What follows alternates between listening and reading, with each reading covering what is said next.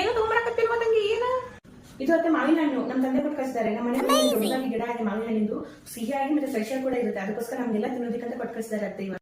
ಹೌದಾ, ಒಳ್ಳೆ ಕೆಲಸ ಮಾಡಿದ್ದಾರೆ ನಿಮ್ ತಂದೆ. ಹೋಗು, ಒಳಗಡೆ ಇಟ್ಟು ಬರುವಾಗ ನಂಗೂ ಒಂದು ಕಟ್ ಮಾಡ್ಕೊಂಡು ತಗೊಂಬ, ಸರಿನಾ? ಸರಿ ಅತ್ತೆ, ಈಗಲೇ ಕಟ್ ಮಾಡ್ಕೊಂಡು ತಗೊಂಡ್ಬರ್ತೀನಿ. ತಗೊಳ್ಳಿ ಅತ್ತೆ. ಹಾ ತಗೊಳ್ಳಿ. ಹಾ ಕೊಡಮ್ಮ. ತುಂಬಾ ಚೆನ್ನಾಗಿದೆ. ಹೌದು ಅದೇ, ತುಂಬಾ ಸಿಹಿಯಾಗಿದೆ ಹಣ್ಣು. ನನ್ ಸ್ವಲ್ಪ ನಿದ್ದೆ ಬರ್ತಿದೆ, ನಾನು ಹೋಗಿ ಮಲ್ಕೊಳ್ಳ.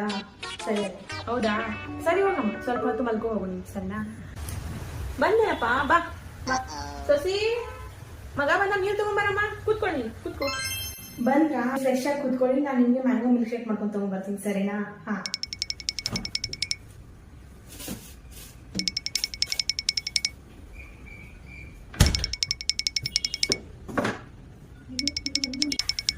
ಬರೀ ಒಂದೇ ಮ್ಯಾಂಗೋ ಇದೆಯಲ್ಲ, ಎಲ್ಲ ಮ್ಯಾಂಗೋ ಅದೇ ಒಂದೊಂದು ಮ್ಯಾಂಗೋ ಇದೆ ಅಲ್ಲ. ಎಷ್ಟೊಂದು ಮ್ಯಾಂಗೋ ಇತ್ತಲ್ಲ ಬೆಳಿಗ್ಗೆ, ಎಲ್ಲ ಎಲ್ಲಿ ಹೋಯ್ತತ್ತೆ? ಅದೇ ಅದನ್ನ ನನ್ನ ಮಗಳ ಮನೆಗೆ ಕೊಟ್ಟು ಕಳ್ಸಿನಿ. ನಿಮ್ಮ ಮಗಳ ಮನೆಗೆ ಬಂದಲ್ಲ, ಭಾರಿ ಚಲೋ ಇದ್ದವಲ್ಲ ಹಣ್ಣೆಲ್ಲ, ಅದಕ್ಕೋಸ್ಕರ ಆಕಿಗೂ ಸ್ವಲ್ಪ ತಿನ್ಲಿ, ಚಲೋ ಅದ ಟೇಸ್ಟ್ ಕೊಟ್ಟು ಕಳ್ಸಿನವ. ಹಾ, ಅವ್ರ ಮನ್ಯಾಗ ತಿಂತಾರಲ್ಲ ಎಲ್ಲರೂ, ಅದಕ್ಕೆ ಕೊಟ್ಟು ಕಳ್ಸಿ. 10 kg ಮ್ಯಾಂಗೋ ಇತ್ತು ಅಲ್ವಾ? ಅಷ್ಟೊಂದು ಕೂಡ ಅವಶ್ಯಕತೆ ಇರ್ಲಿಲ್ವಲ್ಲ. ಅವ್ರ ಮನೇಲಿ ಅಷ್ಟೊಂದು ಜನ ಇಲ್ವೇ ಇಲ್ಲ ತಿನ್ನೋದಕ್ಕೆ.